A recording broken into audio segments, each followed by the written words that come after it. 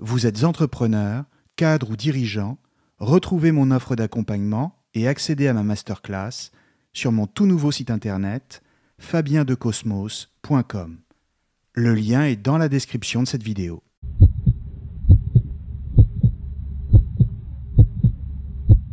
Bonjour à tous et bienvenue sur Cosmos. Quelle est selon vous la meilleure manière de soumettre autrui à sa volonté ? Le contraindre physiquement, par la force, pour le faire céder, ou alors lui retourner le cerveau comme une crêpe, si vous me passez l'expression, afin qu'il vous obéisse au doigt et à l'œil, mais sans en avoir conscience. En clair, le manipuler. Dans l'histoire, ce que presque toutes les dictatures ont choisi, c'est la première solution. Elles traquaient les dissidents, les appréhendaient et les envoyaient dans des camps. Au moins, cela avait le mérite d'être clair. Mais l'inconvénient de ne pas être tout à fait efficace, puisque même dans une geôle, il reste impossible pour un État ou un régime politique de pénétrer dans la conscience d'un homme qui refuse de se soumettre. Impossible de changer ses idées. C'est pourquoi la psychologie offre de bien meilleurs résultats en utilisant des procédés beaucoup plus simples. C'est comme dans 1984 de George Orwell, dont j'avais déjà parlé sur la chaîne, où il ne s'agissait pas pour Big Brother de simplement incarcérer le héros du livre, un certain Winston Smith, mais de changer radicalement, c'est-à-dire à la racine, sa façon de penser, et cela dans le but de lui faire aimer sa servitude. Alors, comment s'y prend-on pour parvenir à ce petit miracle, si j'ose dire ? Deux grands types de solutions sont possibles. Soit on devient l'ami, on joue sur la corde de l'affection et on propose des services ou des promotions. Soit on passe par la voie plus subtile de la morale et de la culpabilisation. On fait comprendre à l'intéressé que s'il n'est pas d'accord, c'est qu'il n'est pas dans le bon camp. S'il résiste, c'est parce qu'il a glissé sur la lente et vertigineuse pente du vice. Et d'une manière générale, ce ne sont plus seulement les dictatures qui sont en cause ici, mais aussi les démocraties elles-mêmes. Car contre toute attente, c'est surtout en démocratie que l'on pratique la culpabilisation de la pensée. Il ne s'agit plus de contraindre les corps, sans quoi ce ne serait plus des démocraties, mais d'atteindre directement les esprits. Et cette pratique, vous en avez sûrement déjà entendu parler, c'est ce qu'on appelle la bien-pensance. Or, ce qui est le plus intéressant dans la bien-pensance, mais aussi ce qui est le plus problématique, ce n'est pas tant son contenu, car on peut y mettre à peu près tout ce qu'on veut, que sa forme. Le bien-pensant n'appartient pas à un bord politique précis. Il n'est ni de droite ni de gauche, car qu'il se réfère à une morale conservatrice ou à une morale progressiste, c'est toujours le même combat. C'est toujours une affaire de morale. Le bien-pensant, c'est plutôt celui qui est sûr d'avoir raison au nom de sa morale à lui. La bien-pensance, c'est donc avant tout une certaine manière de penser qui consiste à s'estimer soi-même comme possesseur d'une vérité supérieure, laquelle est indiscutable et qui coïncide avec le bien moral. La bien-pensance, c'est l'attitude qui consiste à estimer qu'on pense bien et que bien penser, c'est aussi penser moralement. Il s'agit donc d'associer dans le même geste la vérité sur le plan théorique et la morale sur le plan pratique. Ou pour le dire encore autrement, la bien-pensance consiste à faire entrer la morale dans la sphère de la pensée politique ou encore sociétale. Le résultat, Ce n'est pas l'apparition de simples théories politiques ou sociales, mais bien plutôt l'acte de naissance d'un camp du bien, par opposition à un camp du mal, lequel est par définition toujours celui des autres.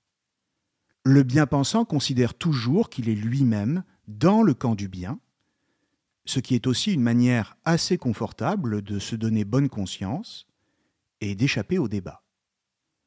Le camp du bien, c'est celui qui impose une morale, la sienne, et le camp du mal, par définition, c'est celui qui ne la partage pas. La bien-pensance ne correspond donc pas à un corps de doctrine précis, mais à une attitude, celle de se présenter soi-même comme l'unique garant du bien moral. Et en ce sens, c'est toute bien-pensance qui est problématique, en raison de sa prétention à faire entrer la morale sur le terrain de la pensée. Or, moraliser la pensée, cela ne revient pas à la rendre morale, mais plutôt à la réduire, en la soumettant à un commandement soi-disant indiscutable, celui des principes sur lesquels on fonde son discours. C'est pourquoi le seul camp légitime en réalité, c'est toujours celui qui doute de la légitimité même d'une morale, quelle qu'elle soit. Alors, est-ce que cela veut dire qu'il faut se passer de toute morale, voire que d'une manière générale, il est permis d'agir de manière immorale? Bien sûr que non. Cela veut plutôt dire qu'il faut remettre la morale à sa place, c'est-à-dire dans la sphère privée. Pour le reste, ce n'est pas le moral qui doit dominer dans la cité, mais le légal.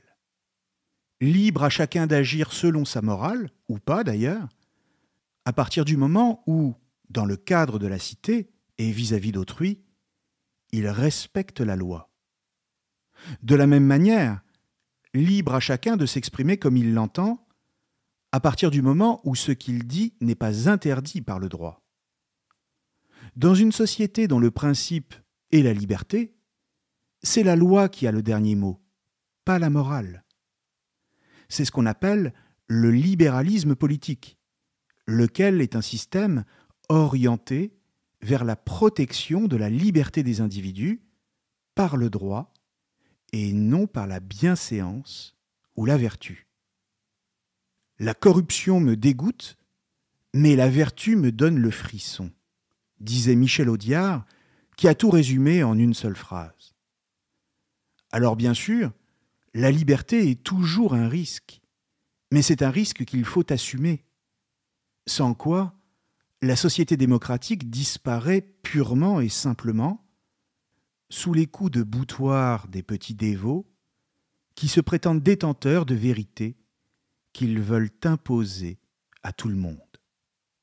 Spinoza, au XVIIe siècle, alors qu'il vivait dans le pays le plus libéral de son temps, c'est-à-dire les Pays-Bas, a été exclu de sa communauté, insulté, poursuivi, contraint à la fuite et a subi une tentative d'assassinat pour avoir remis en cause la morale des dévots, en clair des fanatiques.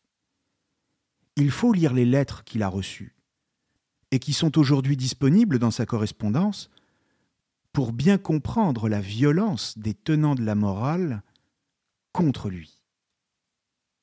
Il est clair que pour eux, Spinoza a incarné le mal absolu. Et c'est d'ailleurs ce qu'ils n'ont cessé de répéter et d'écrire.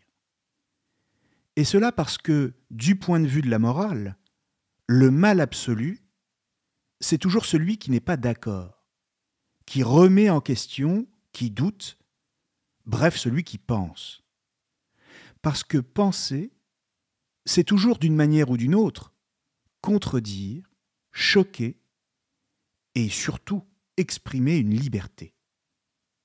Penser, c'est toujours faire usage de sa liberté contre tous les discours moralisateurs. Et en ce sens, c'est toujours prendre le risque de déplaire. Mais pour autant, penser, ce n'est pas immoral. La vraie immoralité, ce n'est pas de penser ou de faire preuve d'esprit critique, mais plutôt d'instrumentaliser la morale elle-même. De la même manière, faire entrer la morale sur le terrain des idées, ce n'est pas penser moralement, c'est plutôt utiliser la morale à des fins politiques. Et c'est ça qui est immoral. L'intrusion de la morale dans la sphère politique, c'est-à-dire dans la sphère du débat, c'est avouer, implicitement du moins, une dégénérescence de la démocratie. Ou si vous préférez, la bien-pensance est une maladie de la démocratie. Pourquoi ? Eh bien tout simplement parce que la démocratie, toute démocratie, repose sur la possibilité du désaccord, du dissensus.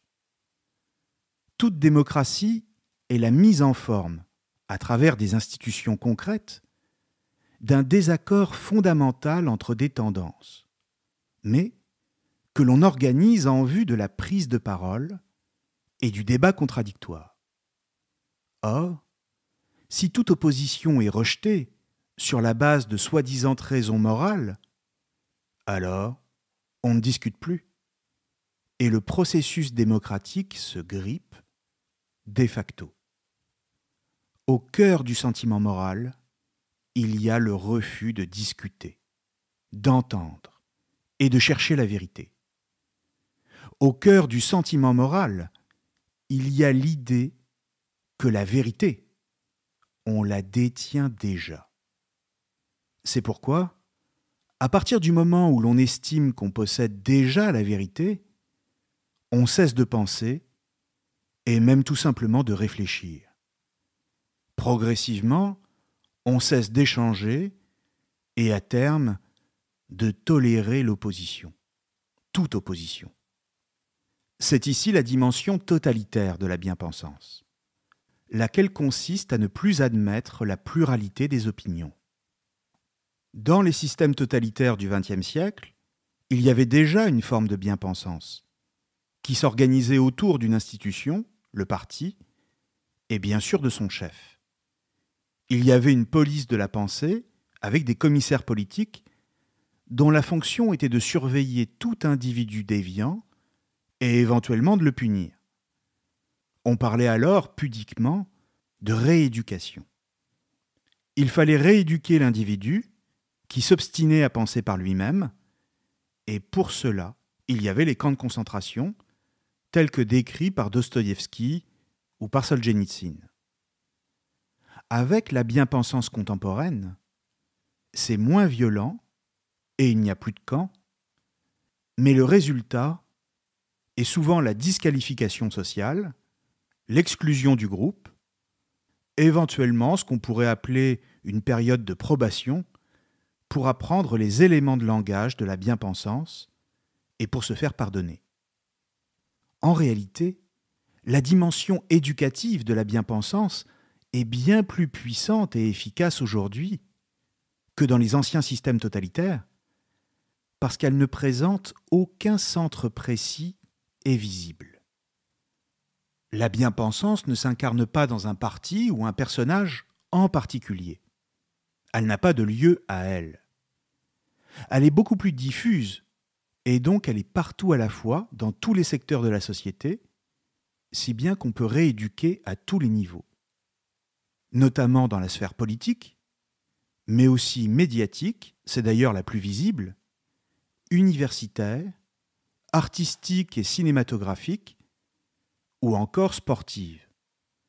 Le monde de l'entreprise est bien évidemment touché, lui aussi, lequel ne cesse de créer des chartes de bonne conduite, de croire à l'intelligence collective, de valoriser le bien-être des collaborateurs, le plus souvent en les infantilisant, et sur la toile de fond générale d'un océan de compétition au travail. Tout cela se pratique bien sûr au nom du bien moral, par toutes sortes de petits missionnaires de la vertu moderne, comme les journalistes, les intellectuels, les artistes, les sportifs de haut niveau, sans parler des universitaires comme les sociologues notamment, et même tous les représentants des sciences sociales de manière générale. La plupart des grandes écoles et des centres de recherche universitaires sont devenus des temples de la bien-pensance où, paradoxalement, la liberté d'expression n'est plus la bienvenue et où la recherche est strictement encadrée par des impératifs idéologiques. La force d'un tel modèle, en comparaison des anciens systèmes totalitaires, c'est précisément, comme je le disais, qu'il n'y a aucun centre précis en particulier, et que ce centre n'étant nulle part, il est, pour ainsi dire, partout à la fois. S'y attaquer, c'est comme s'en prendre à un essaim d'insectes. Il se volatilise quand on tente de le saisir, et se reconstitue ensuite pour mieux piquer celui qui veut lui échapper. Et c'est la raison pour laquelle cela ne peut se produire que dans le cadre d'une démocratie, mais d'une démocratie malade, victime d'une pathologie sournoise qui survient lentement et sans aucun symptôme visible. Cette pathologie, c'est ce que Tocqueville appelait, dans De la démocratie en Amérique, la tyrannie de la majorité. Qu'est-ce que c'est ?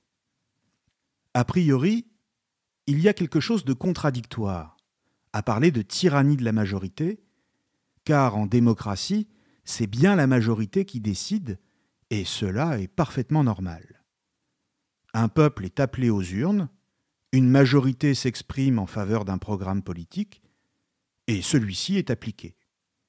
On est là dans un cadre légal, et jusque-là, c'est parfaitement légitime. Mais ce que Tocqueville appelle la tyrannie de la majorité, c'est quand une majorité s'exprime non plus dans un cadre légal, mais moral, c'est-à-dire en dehors des urnes, et qu'elle fixe une norme sur ce qui est convenable et ce qui ne l'est pas.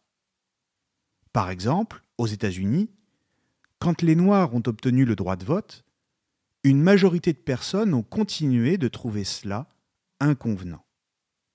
C'était légal, mais tout de même, pour eux, ça ne se faisait pas, et on ne pouvait pas l'accepter. La tyrannie de la majorité, ce n'est donc pas l'expression du peuple en tant qu'entité politique, sur un plan légal, c'est tout simplement l'opinion de la foule, qui édicte des normes sur le plan moral. Et ces normes ne relèvent pas de la loi, elles relèvent d'une soi-disant convenance. Or, pour Tocqueville, c'est là une pathologie de la démocratie, en ce sens que celle-ci est le régime du peuple pour le peuple et par le peuple.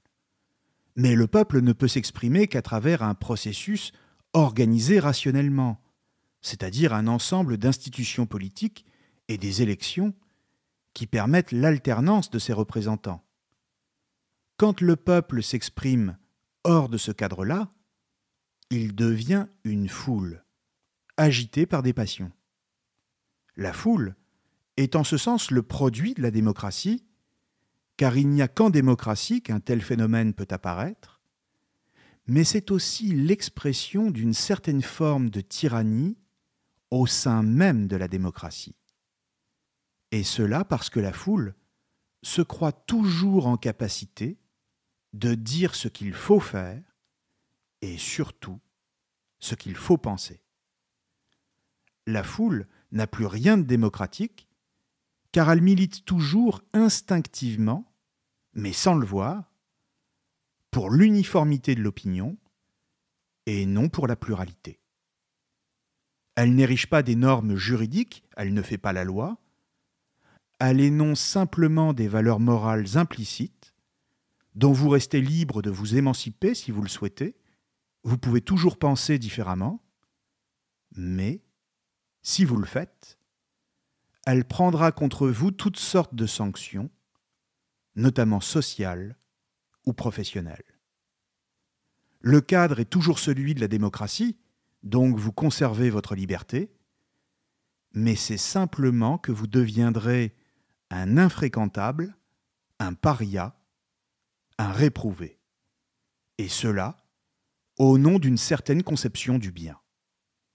Vous serez littéralement coupable d'un délit de pensée. Orwell parlait, lui, dans 1984, de crime par la pensée. Sur ce point, voici ce que dit Tocqueville dans De la démocratie en Amérique. Je cite : « Dans les républiques démocratiques, ce n'est point ainsi que procède la tyrannie. Elle laisse le corps et va droit à l'âme. Le maître n'y dit plus « vous penserez comme moi ou vous mourrez ». Il dit « vous êtes libre de ne point penser ainsi que moi, votre vie, vos biens, tout vous reste, mais de ce jour, vous êtes un étranger parmi nous. » Fin de citation. Autrement dit, dans les tyrannies traditionnelles, le maître, c'est-à-dire le tyran, s'impose par la force. Et dans les démocraties, la tyrannie prend la forme de l'opinion publique, celle de la foule. Si la foule est sûre de son jugement moral, c'est parce qu'elle est majoritaire et qu'elle confond la vérité avec le nombre, avec l'opinion majoritaire. Sa force est dans le nombre et c'est pour cela qu'elle pense avoir raison. Plus une idée est partagée par la foule, plus elle paraît vraie. Mais c'est totalement faux. Le problème, c'est que le nombre ne fait pas la vérité. Mais peu importe pour la foule. Et c'est cela la pathologie de la démocratie, laquelle consiste à donner naissance à une forme de tyrannie implicite contre les opinions considérées comme déviantes, parce qu'elles contredisent celles de la majorité, laquelle a valeur de morale publique. Simplement, et c'est cela qu'il faut bien comprendre ici, cette foule n'est pas consciente de la tyrannie qu'elle exerce. Elle se fait tyrannique, mais sans jamais s'en rendre compte, ce qui la rend d'autant plus tyrannique qu'elle est ignorante de sa propre tyrannie. De sorte que un bien-pensant, lui, reprendra toujours la morale publique, c'est-à-dire celle du plus grand nombre, tout en se présentant lui-même comme le défenseur d'une cause qu'il croit perdue. Il ne verra jamais que ce qu'il appelle le bien est en réalité une tyrannie aveugle, et que sa vertu est une chape de plomb pour la liberté d'expression. C'est ainsi, par exemple, qu'en France, au nom d'une certaine conception du bien, on interdit des philosophes et des écrivains dans les universités, dans le silence assourdissant des autorités. Le bien-pensant se verra toujours comme le dernier rempart face au péril qui guette, un homme ou une femme de conviction, enfin bref, un héros. En réalité, il fait de la morale, là où il ne devrait y avoir que des arguments. Il refuse toute idée différente parce qu'il la considère comme une critique et donc comme une déviance. Or, qu'est-ce qui est déviant pour les bien-pensants ? Le simple fait de poser des questions et de remettre en cause. C'est tout débat qui est en lui-même subversif. Mais si on y pense, c'est exactement ce qui est arrivé à Socrate dans l'Athènes du 5e siècle avant notre ère. Pourquoi a-t-il été condamné ? Et avec lui l'activité philosophique elle-même. Pas uniquement en raison de ses nombreux ennemis, qui gardaient contre lui une haine tenace pour s'être fait humilier, mais parce qu'il avait exercé une liberté, celle de douter de la morale publique. Et c'est justement ce qui est impardonnable, car la morale est toujours une injonction, un impératif, un commandement. Il ne s'agit pas d'une opinion comme les autres, mais de ce qui, hors du cadre de l'opinion, entend toutes les soumettre à elle. D'une manière générale, le bien-pensant cherche à convertir, exactement comme le ferait un prédicateur religieux. Il cherche à convertir à sa morale, et s'il n'y parvient pas, à exclure. Se convertir à la morale de la bien-pensance, ce n'est pas simplement rejoindre la foule, c'est beaucoup plus profond que ça. Se convertir à la morale de la bien-pensance, c'est plutôt accueillir la foule en soi-même. Ou si vous préférez, c'est devenir soi-même une sorte de caisse de résonance qui émet des sons, c'est-à-dire des paroles, qui ne sont plus exactement les nôtres, mais celles de la foule qu'on porte désormais en soi-même. La vraie foule est celle qu'on a intériorisée. Nietzsche, à cet égard, disait que jadis c'était l'individu qui était perdu dans la foule, et qu'aujourd'hui, c'est la foule qui est perdue dans l'individu. C'est la foule qui parle, c'est-à-dire la morale publique, dans ce que dit le bien-pensant. Son but est de faire naître en nous un sentiment de culpabilité dès qu'une pensée déviante, c'est-à-dire en clair toute pensée, nous vient à l'esprit. Nietzsche, toujours, dit « La moralité est l'instinct du troupeau dans l'individu ». De sorte que la morale de la bien-pensance a vraiment triomphé en nous quand on refuse, de son propre chef, de produire la moindre pensée qui nous soit propre. Ici, la police de la pensée est intériorisée. La figure du prêcheur de morale ou du commissaire politique des systèmes totalitaires a été incorporée jusqu'à envahir les consciences individuelles dans ce qu'elles ont de plus intime, mais sans que celles-ci ne se vivent comme envahies. Elles ont été littéralement colonisées, mais elles continuent de se voir elles-mêmes comme libres.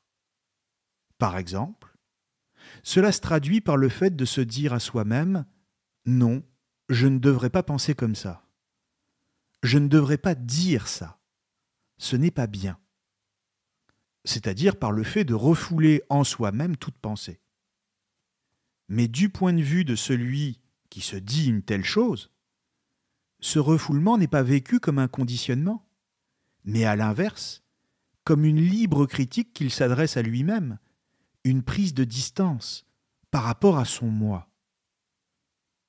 Mais la réalité, c'est qu'il est devenu pareil à un animal domestique après qu'il a été dressé. Il se nie lui-même et finalement disparaît dans la masse qui parle à travers lui.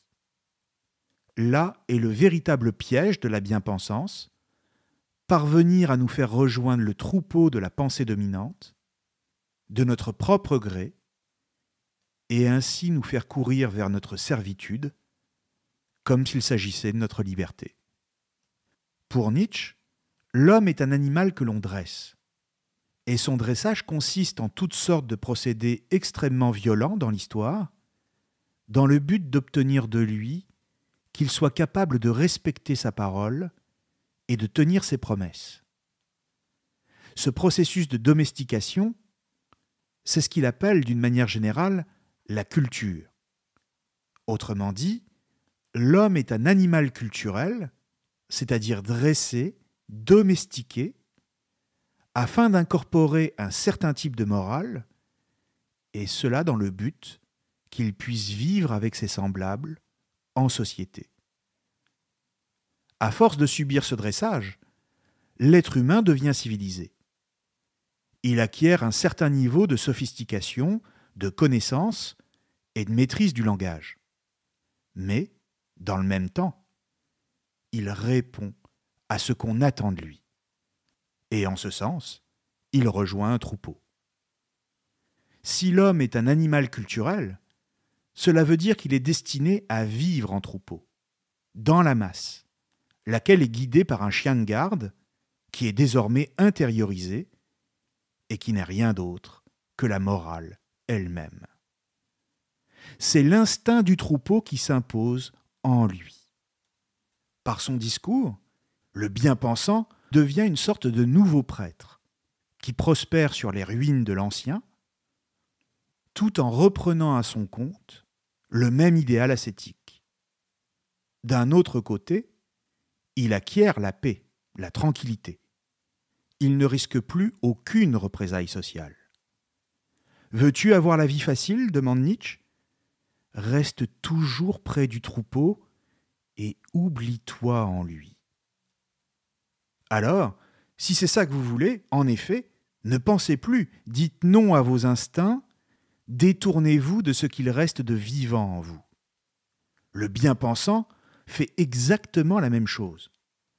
Devenu un chien de garde de la morale, bien proche d'elle, il n'a plus rien à craindre.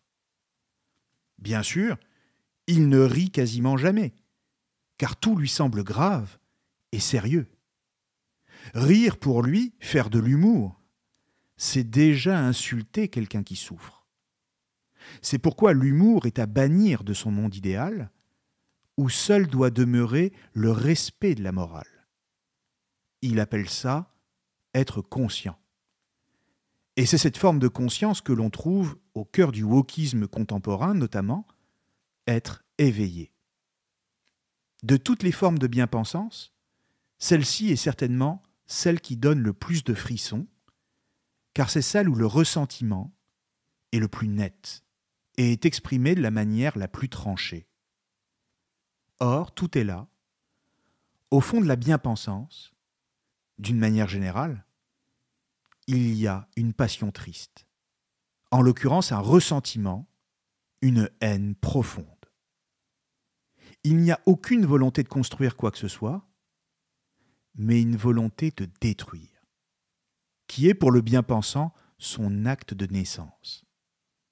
C'est par elle qu'il se définit, c'est son identité même. Le bien-pensant, en ce sens, ne peut exister sans opposition. S'il cesse de dire non, et donc en clair, s'il cesse de haïr, il disparaît purement et simplement. C'est en ce sens que ces valeurs, les valeurs de la bien-pensance, ne peuvent pas être considérées comme de vraies valeurs, mais simplement comme des contre-valeurs. C'est-à-dire qu'elles n'existent pas par elles-mêmes, mais en réaction à d'autres, qu'elles ne font que suivre, sans jamais rien affirmer par elles-mêmes. Nietzsche appelle ça une morale d'esclave, au sens où le bien-pensant ne peut exister qu'à travers un ennemi dont il est dépendant. À l'inverse, il y a une morale aristocratique. L'aristocrate, c'est celui qui s'est libéré de sa propre haine et qui, en ce sens, ne connaît aucune négation. Il vit dans l'affirmation. Tandis que toute morale aristocratique naît d'une triomphale affirmation d'elle-même, explique Nietzsche dans sa généalogie de la morale, la morale des esclaves oppose dès l'abord un non à ce qui ne fait pas partie d'elle-même, à ce qui est différent d'elle, à ce qui est son non-moi, et ce non est son acte créateur. Fin de citation. Bref, on le voit, sous la morale se cache un non, c'est-à-dire un ressentiment. Et la soi-disant vertu du bien-pensant n'est en réalité qu'une manière pour lui de le cacher. Et cela parce que le ressentiment passe bien mieux une fois qu'on lui a appliqué le vernis flatteur de la vertu. Mais ressentiment contre qui ? Ou contre quoi ? Peu importe au fond, car ce qui compte n'est pas la cible, mais le ressentiment lui-même. C'est lui qui est au cœur de la bien-pensance. Le bien-pensant l'emmène avec lui partout où il va. C'est pourquoi, face à tout militant de la bien-pensance, il est toujours nécessaire de faire un peu de psychologie. L'important chez lui n'est jamais ce qu'il dit, mais la manière dont il le dit. Et l'intérêt qu'il présente n'est pas dans son discours, mais dans ce qui parle à travers lui. Une fois qu'on a compris ça, on peut faire tomber tous les masques. Merci à tous et à très bientôt sur Cosmos. Si vous souhaitez en savoir plus sur mon accompagnement philosophique, n'hésitez pas à visiter mon site internet fabiendecosmos.com et à visionner ma masterclass. Tous les liens sont dans la description de cette vidéo.